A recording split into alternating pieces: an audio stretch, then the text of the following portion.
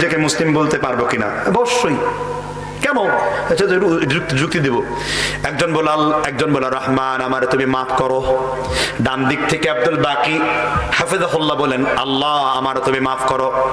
একজন রহমানকে বলল, আরেকজন আল্লাহকে বলল। পার্থক্য আছে না নাই? কয়বার আছে? রহমান কার নাম? আপনি ভারত মানেন না ইন্ডিয়া মানেন? আপনি বাংলাদেশ মানেন না ঢাকা মানেন? আপনি ইংল্যান্ড মানেন না লন্ডন মানেন? আপনি হল্যান্ড মানেন না আপনি নেদারল্যান্ড মানেন? কথার মধ্যে কোনো পার্থক্য আছে? হল্যান্ড আর নেদারল্যান্ড এক জিনিস কিনা? ভারত আর রেন্ডিয়া এক জিনিস কিনা? রেন্ডিয়া এর একই জিনিস। তো এখন আপনি একজন মুহান্দিস মানে কি? ও ইঞ্জিনিয়ার, ভালো পারেন তো, এসো আরবি শিখি, ভালো করে পড়েন। আচ্ছা, একজন ইঞ্জিনিয়ারকে কি বলেন? ইঞ্জিনিয়ার বলেন, ঠিক না? ঠিক। সে কি ইঞ্জিনিয়ার কিন্তু মুসলমান না? আচ্ছা, উকিল কামাল সাহেব, সে উকিল কিন্তু মুসলমান না? উকিল তার গুণ। ডাক্তার আব্দুর রহিম সাহেব, আব্দুর রহিম মুসলমান না? ডাক্তার তার কি গুণ। চুরিওয়ালা, সে মুসলমান না? চুরিওয়ালারে চুরিওয়ালা বলেন, ডাক্তাররে ডাক্তার বলেন, কামলিওয়ালারে কামলিওয়ালা বলেন, কাবলিওয়ালারে কাবলিওয়ালা বলেন। তাহলে হাদিসওয়ালারে হাদিসওয়ালা কেন বলবেন না?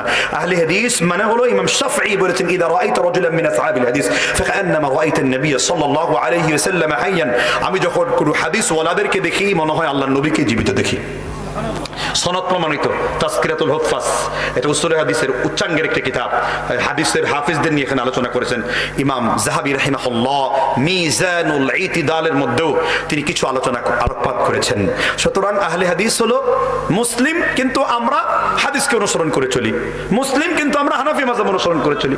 মুসলিম আমরা শাফি মাযহাব অনুসরণ করে চলি। ঠিক না? ঠিক করে বলেন। তাহলে একজন মানুষ আল্লাহর কাছে দোয়া করলে যেমন হয়, রহমানের কাছে দোয়া করলে তেমন হয়।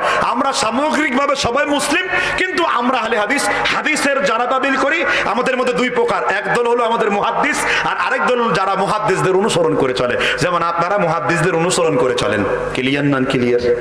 তবে অনুসরণে যদি কোনো পদচ্যুত ঘটে তার কথা থেকে বাইরে ফেলে দেয়।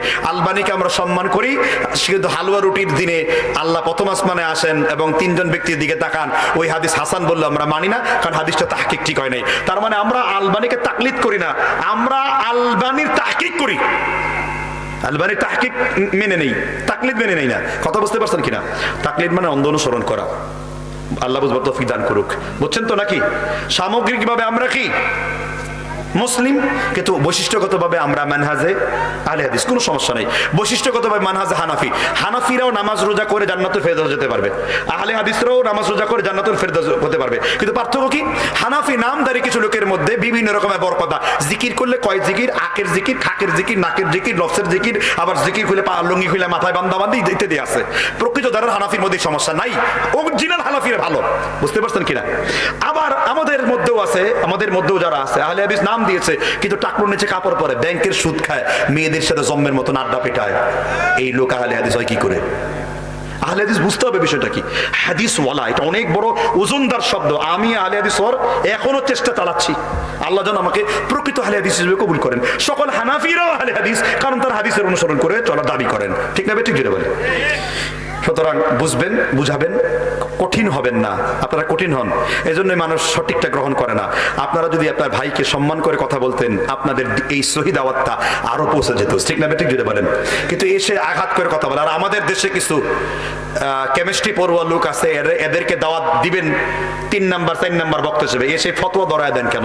সে ফতোয়ার কি বুঝে?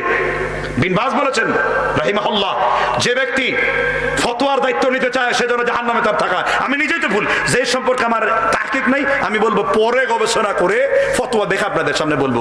আমি ফতোয়া দিতে পারি না, এটার মধ্যে কোনো বরত্ব না। আমি যে ভুল দেই নাই এটাই বরত্ব, আমি যে সহিটা বলেছি এটাই বরত্ব। আর যেটা জানি না আমি ভাই পরে গবেষণা করে বলবো। সমস্যা আছে? ছেলেমেয়ের বিয়ের বয়স হচ্ছে কিন্তু বিয়ে দিচ্ছে না, তা করণীয় কি?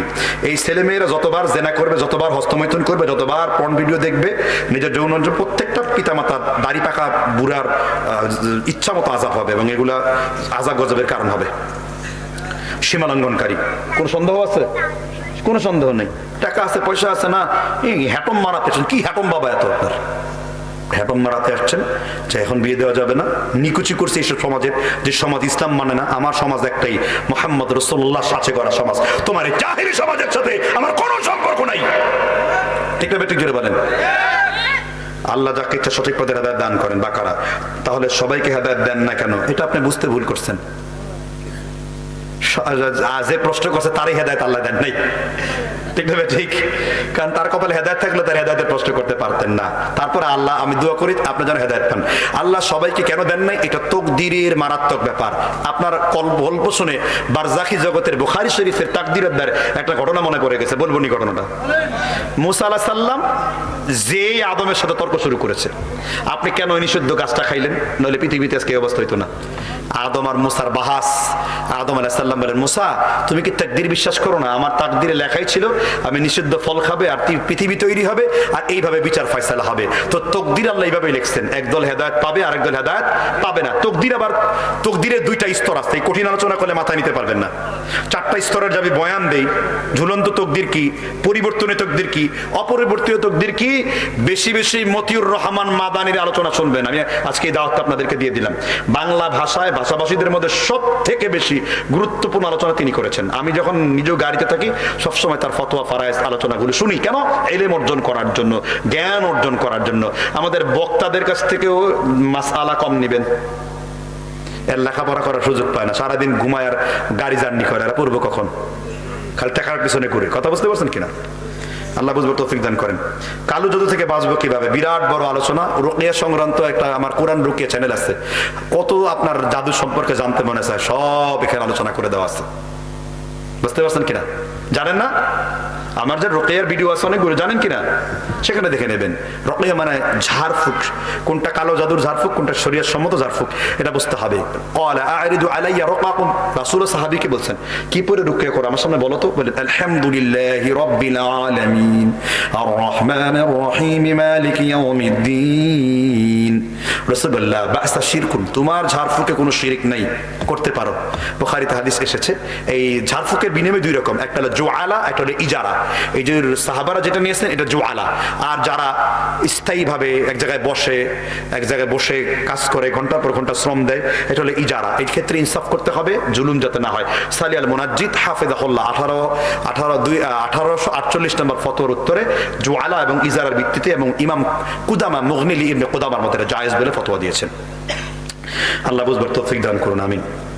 অনেক প্রশ্ন উত্তর দিয়েছে, আর না শেষ, ক্লোজড।